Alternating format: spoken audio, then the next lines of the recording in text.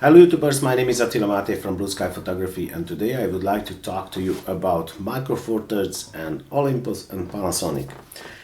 Are they going down or not? This is the great question what you have these days, because as we can see, everybody's talking about full frame and everybody's talking about medium format, and there are more and more full frame cameras released every month, I would say, now these days.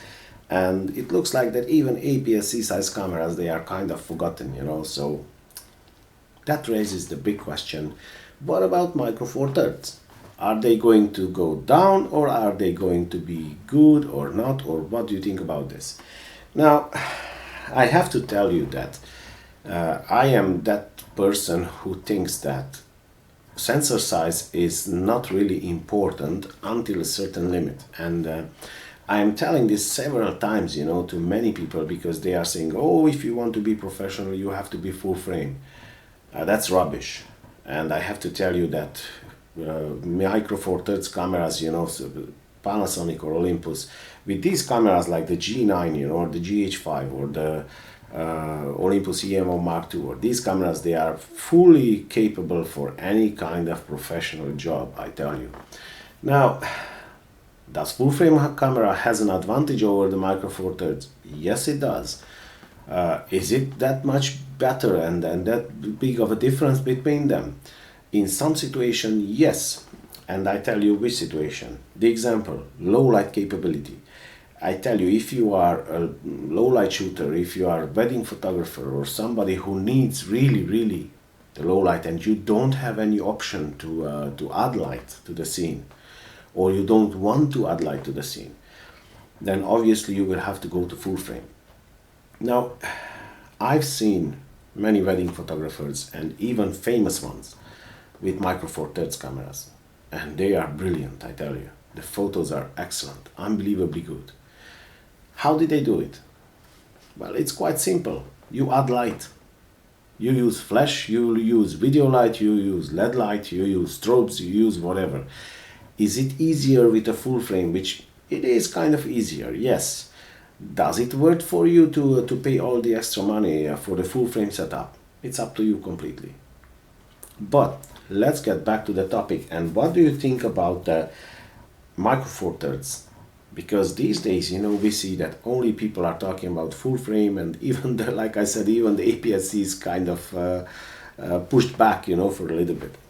So, if we look at Panasonic and Olympus, in my opinion, their move back a long time ago when they joined and they shared the lens mount, the Micro Four Thirds mount, it was a brilliant choice. And I tell you why: because they share the lens selection. I mean, you can take any Panasonic lens, put on an Olympus camera, and it will work perfectly fine, and backward as well. Any Olympus lens on the Panasonic camera will work perfectly fine. And that is an unbelievable advantage, because separately, Panasonic and Olympus, they have great lens selections. But if you combine the two, the possibilities are huge. I mean, unbelievably big, So, in my opinion, that was a great choice from them to share the lens selection.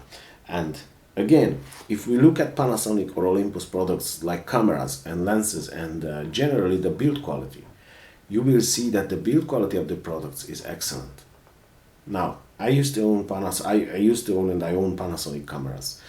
I used to own Olympus camera, and I tell you something, those cameras are unbelievably good build cameras. And they feel in the hand, you can feel it, like the hefty sturdiness, of the camera. It's unbelievable.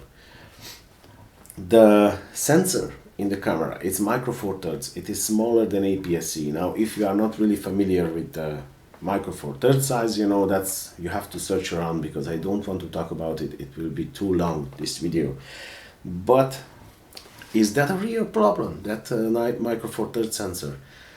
These days, we can see backside illuminated sensors and this and there's new technologies, and I think that Micro Four Thirds sensors, they are absolutely good. It's no problem at all. That's my opinion anyway. So I think that if you want to blow the image really large, and you want to to make prints like 2 meter by whatever, then obviously the Micro Four Thirds sensor is not for you. But if you want to print like 18-inch by 12-inch, or if you want to 24 by, I don't know, 20-inch or whatever, these kind of sizes, you know, the Micro Four Thirds sensor, it will be more than enough. I did prints, and I have a video about this, how large you can print from APS-C. I have prints which one I made from 16 megapixel APS-C size sensor, the Pentax K5. And I tell you something, I even cropped in. So that photo is about 12 megapixel APS-C. And I tell you something, that photo is like 20 by, I don't know, 20 inch by 13, 14 inch, I don't know, but it's really big like that. You don't print larger than that generally. Even on a wedding, you know, if you want to print the main photo, you want to print to give to the couple, you know, that's perfectly fine. So in my opinion, the sensor size is not really a big problem. There are some distinct disadvantages with the sensor, and one is the depth of field, you know, it will be much larger, and the second is the low light capability. But in the same time, you can kind of balance it up until a certain limit with faster glass. Now, obviously, it's not that easy to balance up like with the APS-C, because APS-C is closer to full frame, you know, and it's a one-stop difference, I would say. So you can balance up much easier, you know, with faster glass, because the Micro Four Thirds has 2 stops difference. So if you want to balance up a Micro Four Thirds camera to full frame, the example, if we talk about 1.8, f1.8 on a full frame, you have to put kind of f0.95 on the Micro Four Thirds to have kind of the same depth of field like you have on the full frame with f1.8. If we speak about f1.4 on full frame, you can't really balance up that one, because you don't have that fast glass on Micro Four Thirds. You would need something like 0.5, you know, which doesn't exist. So in my opinion, it is not as easy to balance up, but in the same time, it's possible to balance up until a certain limit. And is that important for you or not? That's the question.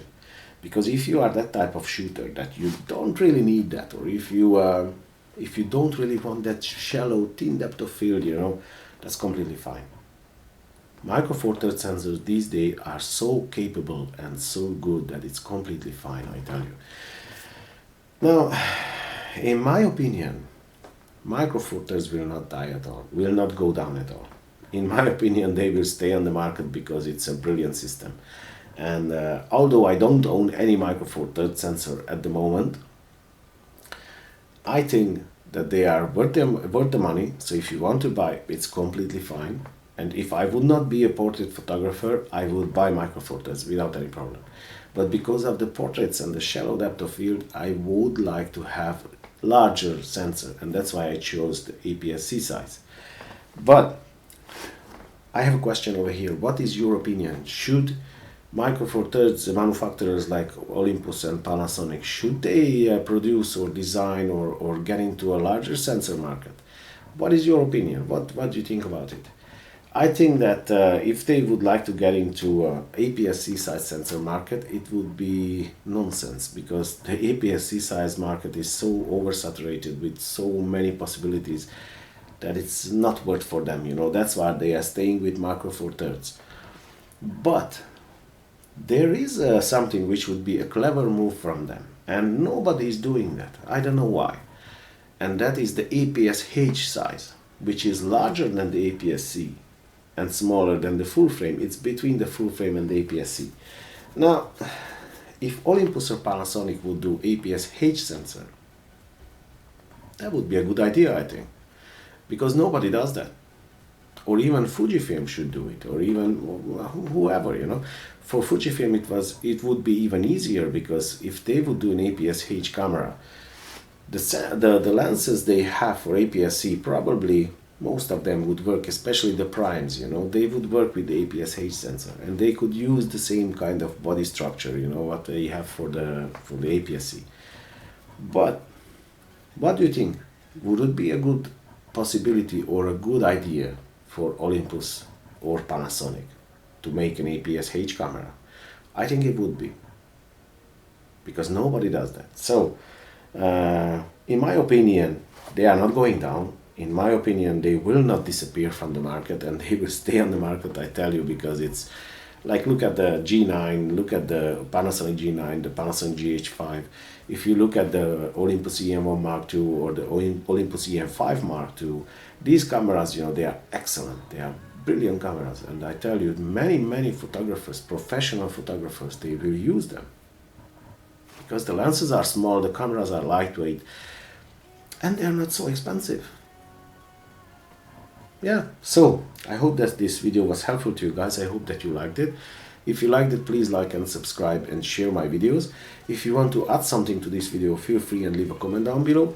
If you would like to comment, or if you don't agree with me, or you have another opinion, or that's not a problem. We are different, we are human beings. That's not a problem. That's why this world is so beautiful. Feel free and leave a comment down below with a polite manner, please. I don't like to see comments when people are calling names and this and that. That's not nice, I'd say. But we can discuss it in a professional manner. If you like this channel, if you would like to support this channel, please hit the thumbs up button and subscribe to my channel if you didn't until now. Other than that, I wish you a great day, and I'll see you in the next one. Take care, guys.